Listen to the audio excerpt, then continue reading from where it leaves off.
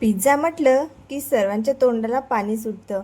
तर आमच्या घरी पण असंच होतं. पिझ्झा म्हटलं की लेकरांना त्यांचा आनंद गगनात मावत नाही.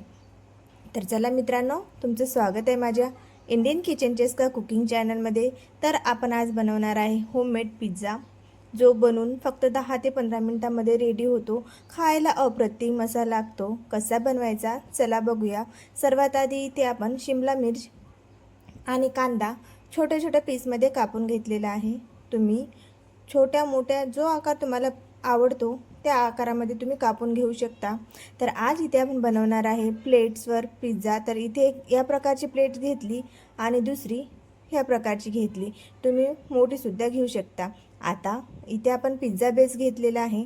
पिझ्झा बेस हे दोन प्रकारचे येतात. एक तर पिझ्झा बेस आपल्याला घरी आणल्यावर त्याला थोडं ताव्यावर आलटून पलटून शेकून घ्यावं लागतं, किंवा एक पिझ्झा बेस असा येतो की तो तसाच आपल्याला आणल्याबरोबर करता येतो. तर आता सगळ्यात अगोदर आपण इथे पिझ्झा सॉस टाकून घ्यायचा आणि सोबतच मेयोनीज टाकायचं.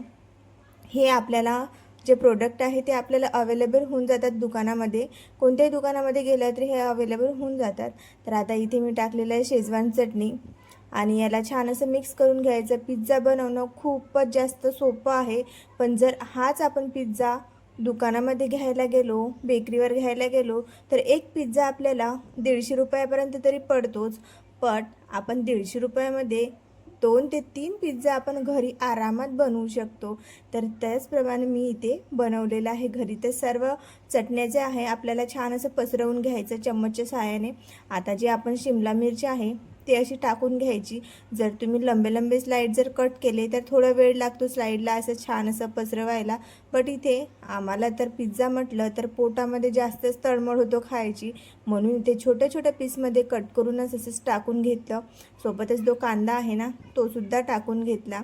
जर तुमच्याकडे स्वीटकॉर्न असेल ते सुद्धा नक्की टाका. माझ्याकडे नव्हतं म्हणून मी स्किप केलं. तर बघा, बघताच त्यांनी खूप छान वाटत आहे ना. तर आता इथे टाकून घ्यायचं मोझरेला चीज. आणि मोझरेला चीज जर तुमच्याकडे नसेल तर तुम्ही जे चीज क्यूब येतात ते छोटेवाले ते सुद्धा तुम्ही इथे वापरू शकता. तर इथे मी मोझरेला चीज टाकलं. पिझ्झा म्हटलं की चीज हे आपलं भरपूर असं टाकायचं, म्हणजे लेकरांना खायला खूप मजा येते.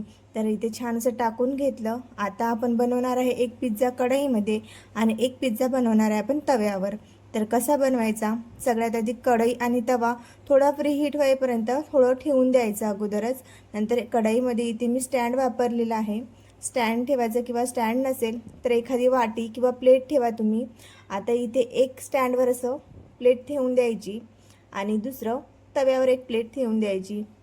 आणि साईडला थोडं चीज मेल्ट व्हायसाठी आपण इथे पाणी टाकलेलं आहे. तुम्ही वाटीमध्ये पाणी, छोट्या वाटीमध्ये पाणी कढईमध्ये खाली ठेवू शकता, म्हणजे ज्या पाण्याच्या वाफेनं आहे ते चीज आपलं छान असं मेल्ट होऊन जातं. जे तव्यावरच आहे त्याच्यावर मी मोठं झाकण ठेवलं आणि सोबतच कढईच्या याच्यावर पण झाकण ठेवलं. 10 मिनटातच, 10 मिनिटसुद्धा लागत नाही मित्रांनो, 2 ते 3 मिनटातच बघू शकता आपलं चीज खूप छान असं मेल्ट झालेलं आहे. आपल्याला गॅसचा फ्लेम हा मीडियम ठेवायचा आहे, जास्त हीट नाही करायचा आहे, नाहीतर आतमधून खालून आपला पिझ्झा बेस जळू शकतो.